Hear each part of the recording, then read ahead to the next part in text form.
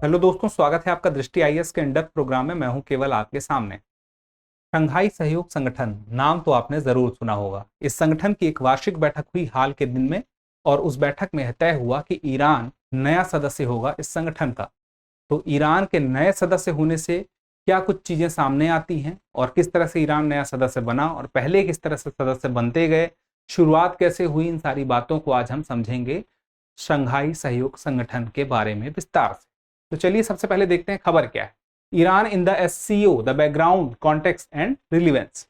इन सारी बातों को समझने के लिए कुछ बिंदु चाहिए कि आखिर ये अभी चर्चा में क्यों है। उसके बाद कि शंघाई सहयोग संगठन का गठन आखिर कब हुआ और क्यों हुआ, कुछ लक्ष्य भी होंगे उसके, उसको समझेंगे कि ईरान जो अभी सदस्य बना किस प्रकार से बनता है, शुरुआत कैसे होती है, कितने देश सदस्य थे, फिर सदस्यों की संख्या कब बढ़ी, उसके बाद भू राजनीतिक परिदृश्य में हालिया कुछ बदलाव देखने को मिलते हैं जिसमें हम समझ सकते हैं कि किस प्रकार से यह संगठन अपनी भूमिका निभा सकता है, बहुत ही महत्वपूर्ण। और उसके बाद भारत के समक्ष क्या कुछ कठिनाई अभी आ रही है, इसी को सामने रखते हुए अंत में एक अभ्यास प्रश्न जो आपको इस टॉपिक पर पकड़ को करेगा मजबूत। तो देखिए चर्चा में क्यों है। एक बैठक हुई है अभी 4 जुलाई को और इस 4 जुलाई में जितने भी एससीओ के प्रमुख, जितने भी नेता हैं अपने अपने सदस्य देशों के, वे सारे इसमें शामिल हुए। किस रूप से? आभासी रूप से। आभासी का मतलब क्या होता है? वर्चुअली। मतलब इस बार यह जो बैठक थी वर्चुअली हुई थी और इसमें अध्यक्षता किसने की थी? तो भारत ने की थी। भारत ने अध्यक्षता क्यों की? भारत ने अध्यक्षता इसलिए की क्योंकि 2022 में उज्बेकिस्तान के समरकंद में जब बैठक हुई थी तब तय हुआ था कि भारत अध्यक्षता करेगा आगे चल के, और इसी वजह से भारत की अध्यक्षता में यह मीटिंग हो रही है, हालांकि वर्चुअली ही हो रही है। और नया सदस्य अभी कौन बना है? तो नया सदस्य बना है ईरान। और ईरान किस नंबर का सदस्य है? तो पता होना चाहिए, 9th। 8 बन चुके हैं। शंघाई कॉरपोरेशन ऑर्गेनाइजेशन, हमें इस बात को समझना पड़ेगा कि यह क्यों महत्वपूर्ण है। इसको हम इस तरह से देखते हैं कि इसकी शुरुआत जो हुई 2001 में हुई इस नाम से। इसके पहले भी इस संगठन का अस्तित्व किसी और नाम से था। इस वजह से हम कहते हैं कि एससीओ जो है 2001 से अस्तित्व में आया और यह एक सरकारी अंतरराष्ट्रीय संगठन है और अंतर सरकारी है। सरकारी में के पहले अंतर सरकारी लगाने का मतलब क्या है? जैसे दुनिया भर के कुछ देश हैं जिन्होंने मिलके, उस देश की सरकारों ने मिलकर यह संगठन बनाया है जिसको हम कहते हैं अंतर सरकारी संगठन, यानी कि देश की सरकारों की इसमें सीधे भागीदारी है। तो यहां पे आपको समझना पड़ेगा कि 2001 में जब यह बना उस दौरान कितने देश थे? यहाँ पे 6 देश थे। फिर उसके बाद 2017 में 2 देश और इसमें जुड़ते हैं, भारत और पाकिस्तान, और उसके बाद 6-2-8 होने के बाद 9वां देश एक और आया जो है ईरान। इसको हम थोड़ा और अच्छे से समझेंगे। फिलहाल के लिए यह है कि एक चार्टर बना 2002 में जिसमें सबने हस्ताक्षर किया। उस वक्त जितने सदस्य देश थे, चार्टर के दौरान यह तय हुआ उस चार्टर से कि आखिर यह एससीओ करेगा क्या, इसका काम क्या होगा, जिसमें तय हुआ कि ये एक यूरेशियाई राजनीतिक, आर्थिक और सैन्य संगठन के रूप में यह कार्य करेगा, जिसका लक्ष्य क्या होगा? इस क्षेत्र में शांति, सुरक्षा तथा स्थिरता बनाए रखना। अब उसमें एक महत्वपूर्ण मुद्दा आता है आतंकवाद का। उसके लिए भी, उससे निपटने के लिए भी अपने आप में कारगर संगठन के रूप में यह सामने आए, इसके लिए प्रयास किया गया। अपने आप में इसे माना जाता है कि उत्तर अटलांटिक संधि संगठन जो नाटो है उसके प्रतिकार के रूप में इसका गठन किया गया है। यहां इस डायरेक्शन में, क्योंकि पश्चिम के देशों के द्वारा नाटो बनाया गया था, तो इस तरफ इनके द्वारा यह बनाया गया, एशिया में या यूरेशिया में हम कह सकते हैं। अब देखिए यहां पे जब कोई संगठन बनता है तो उस संगठन के कार्य संचालन के लिए कुछ भाषाएं तय होती हैं कि इस भाषा में कार्य होगा, क्योंकि बहुत सारे देश होते हैं। इस वजह से 2 भाषाएं, रूसी और चीनी, यानी कि मंदारिन भाषा तय हुई है संगठन के लिए। और यहाँ पर स्थानीय निकाय की बात करें तो सचिवालय जो कि बीजिंग में है, उसके अलावा ताशकंद में क्षेत्रीय आतंकवाद विरोधी संरचना RATS की कार्यकारी समिति है।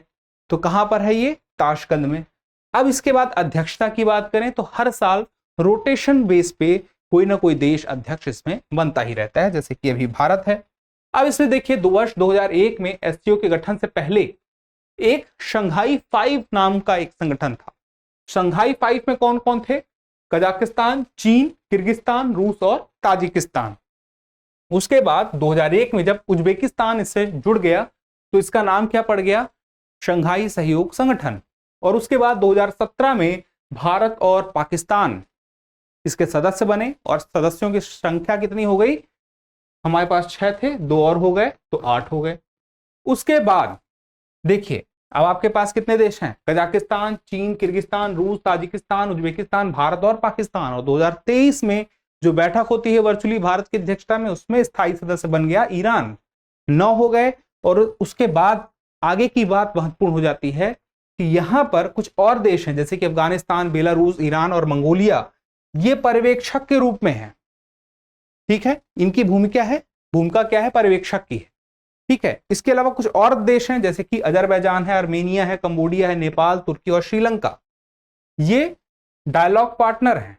एक तरफ से ऑब्जर्वर हैं और दूसरी तरफ ये डायलॉग पार्टनर देश हैं, ये 6 देश हैं। तो इनके बारे में भी आपको पता होना चाहिए कि एससीओ का डायलॉग पार्टनर कौन है, ऑब्जर्वर कौन है और परमानेंट मेंबर कौन है। ये सारी बातें तय जब हो जाएंगी तो अब आगे आप देखिए जरा एक बार नक्शे में। तो नक्शे में आपको दिखाई देगा कि ये जो आसमानी रंग में आपको दिखाई दे रहा है, ये हिस्सा, ये हिस्सा, ये हिस्सा, ये सारा कौन सा है, अभी एससीओ के जो परमानेंट मेंबर है उनका है। और ये वही है, चीन, Tajikistan, Kyrgyzstan, Uzbekistan, India, Pakistan, Russia, Iran, ये सारे के सारे 9 देश।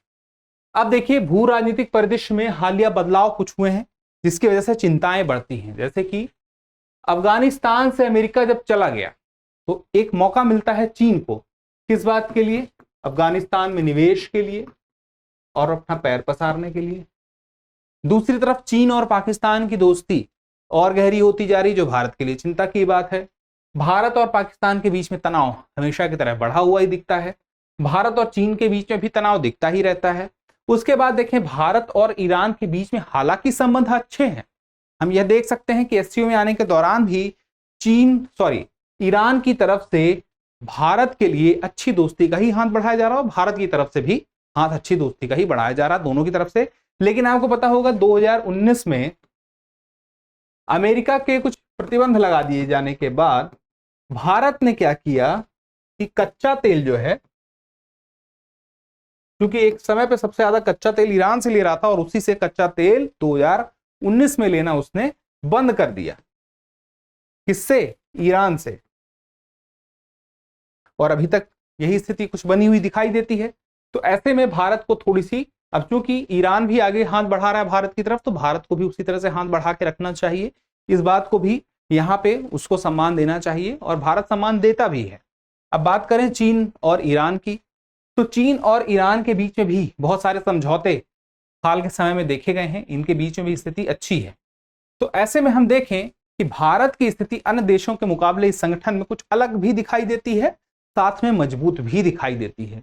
तो चूंकि अगर भारत की स्थिति मजबूत भी है और साथ में सबसे बेहतर भी एक संबंध बन सकेगा तो और अच्छा रहेगा, क्योंकि इनके बीच में कुछ आपसी जो विवाद हैं कुछ देशों में, वो एक संगठन में जब शामिल होते हैं तो बहुत सारे विवादों को हल करने के लिए एक गुंजाइश भी बनती है।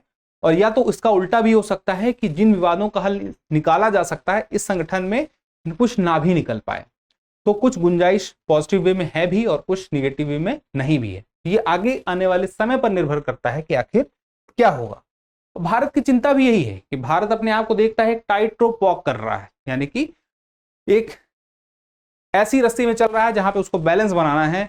एक तरफ चीन जैसा देश है, एक तरफ अमेरिका है जो कि इस संगठन में नहीं है, लेकिन उसके साथ भारत के संबंध अच्छे हैं।